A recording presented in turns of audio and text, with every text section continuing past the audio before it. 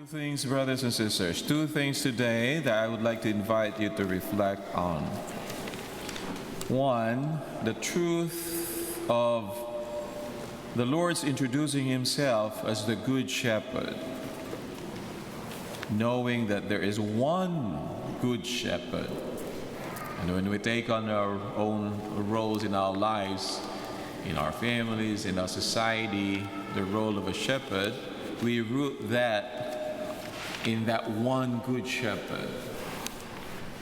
The Lord is the Good Shepherd. Two, knowing the truth that the Lord is the Good Shepherd, that causes us to get ourselves familiar with the voice of the Good Shepherd, so that when we listen, we know who we listen to, which voice, especially nowadays when there are many voices that are competing with that one voice of the one Good Shepherd. Jesus wants us to know who he is, brothers and sisters. The Good Shepherd who protects and cares for the people of God, just as shepherd does his sheep. Shepherds always want their sheep to be healthy and happy. They want them to have the best grass, to have the fresh water and safety so that they can grow and multiply as much as possible. And a sheep has no greater friend than a good shepherd. And we have no greater friend than Christ. He invented life. He gave us life.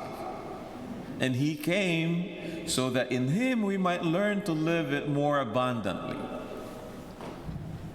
And he does not claim to be one good shepherd among many good shepherds, but the only one. All others who have come are thieves and robbers. We know that some religious leaders and philosophers throughout history, and even in our own day, have claimed to be saviors, to have all the answers, but they were really consumed by pride, greed, and lust. Others have sincerely sought to better this world, but simply have insufficient wisdom or power to provide the human family with the kind of hope we long for and need. And Jesus Christ, on the other hand, not only wants to lead us to a more abundant life, but he can. Omniscient, omnipotent, and eternal, he combines utter goodness with infinite wisdom and unlimited power. And so with his flock, the problem is not the shepherd's limitations or ignorance, but the sheep's lack of docility. We stray from the flock and trap ourselves in thistles and swamps of self-centeredness, self-indulgence, and stubborn disobedience. And as Christians, we actually don't have just a good shepherd, but we have the perfect shepherd. And as I said at the beginning, all we need is to be sensible sheep and listen to the voice of the one we know. We need to familiarize ourselves with the voice of the Good Shepherd so that we know which voice we need to listen to. Christ is a good shepherd because he knows the lay of the land, and he created us, and so he knows how we ought to live in order to have life more abundantly. And this is why for Christians, obedience has always been understood as a virtue and not a bad word. No, in today's democratic and individualistic society, obedience is viewed with suspicion, as if anyone who obeys an authority is acting like a robot, right? But the Christian virtue of obedience, it is not mindless and irrational. It is the obedience of an elite athlete to an expert coach. It is the obedience of a docile student to a wise teacher. It is the obedience of a sick patient to an experienced and good doctor. It is the obedience of a healthy child to his loving parents. The Christian obeys Christ by obeying the commandments of the Bible, the teachings of his church, and the voice of conscience whenever it is clear and well informed. And the Christian also obeys just laws and legitimate authority in society.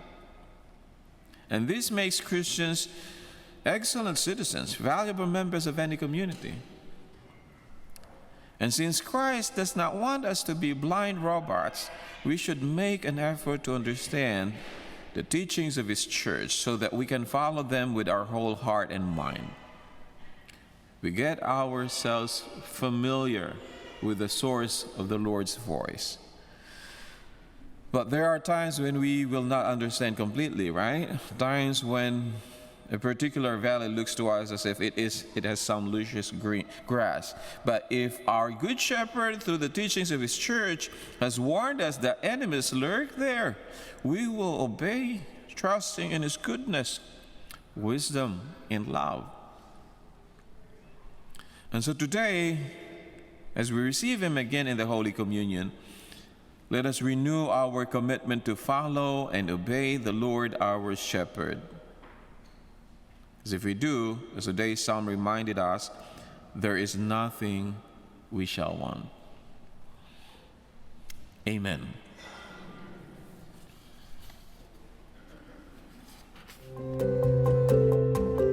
Thank you for participating in the digital liturgy today. The digital ministry touches the lives of many people, as does almost 80 other ministries here at OLPH. Grateful for the community that connects to OLPH through this digital forum. It's unbelievable how many people are able to access the liturgy and other events because of this ministry. Please consider supporting OLPH. All of your sacrifices help to sustain this parish and to keep moving us into the future. Thank you very much, and keep watching.